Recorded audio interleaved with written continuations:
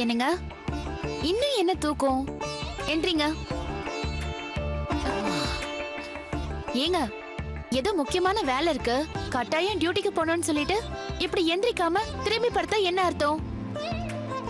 Please எந்திரிங்க. என்னங்க அடம் பிடிக்காதீங்க, எந்திரிங்க. இப்போ நீங்க எந்திரிக்கல, அப்புறம் நான் தண்ணியை கொண்டு வந்து உங்க முகத்துல ஊத்துவேன். பரவாயில்லையா? இது சரிப்பட்டு வராது. நான் சொன்ன ட்ரீட்மெண்ட் தான் சரி. இப்போ பாருங்க உங்க தூக்கம் எப்படி ஓட போகுதுன்னு.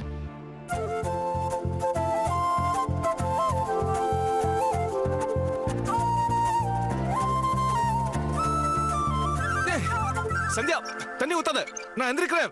ப்ளீஸ் சந்தியா, சொன்ன கேளு. சந்தியா வேணாம், தண்ணி ஊத்தாத, நான் எந்திரிக்கிறேன். சந்தியா, சந்தியா வேண்டாம்.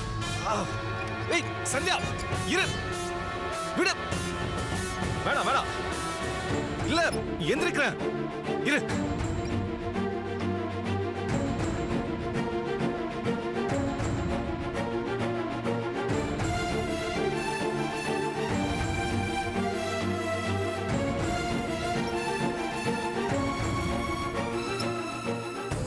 ஒண்ணுலமா, கனவு. யார் இந்த வீட்டுக்கு வாழ வரக்கூடாதுன்னு நாம நினைக்கிறோமோ அவளை பத்தியே நடு வீட்டுல படுத்துக்கிட்டு கனவு கண்டு புலம்பிட்டு இருக்கான் பைத்தியக்காரன். ஏண்டா திரு, இவ்ளோ நடந்த பிறகும் அந்த சந்தியாவோட நினைப்பு இன்னும் உன் தலைக்குள்ள உட்கார்ந்து ஆட்டம் போட்டுக்கிட்டு இருக்கா?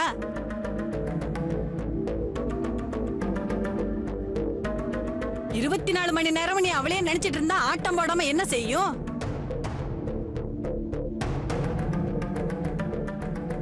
பொம்பளை அவளை புருஷன் வேண்டாம் அம்மா தான் வேணுங்கிற நினைப்புல நிம்மதியா தூங்கி எந்திரிச்சுக்கிட்டு இருக்கா. நீ என்னடான்னா அவளையே நினைச்சு கனவு கண்டு புலம்பிக்கிட்டு இருக்க.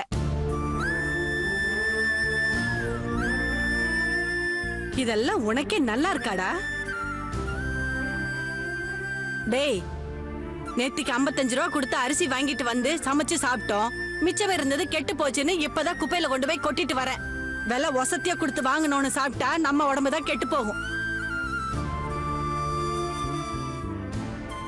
அதே மாதிரி தான்டா, வாழ விருப்பம் இல்லாதவளை உன் மனசுக்குள்ளேயே சுமந்துகிட்டு இருந்தீன்னா உன் மனசுதான் கெட்டு போகும்.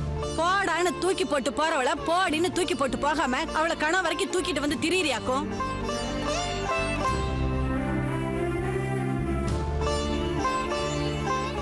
டேய், நீ இப்படி இருக்கிறதுனால தான்டா அவங்க நம்ம குடும்பத்தை கிள்ளுக்கீரையா நினைச்சுக்கிட்டு இருக்காங்க. இதுல கனவு கண்டுகிட்டு இருக்கானா? கனவு.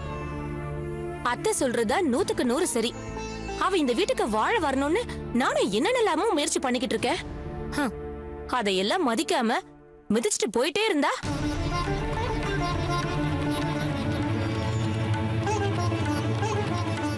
திரு, எதுக்கும் ஒரு எல்லை இருக்கு.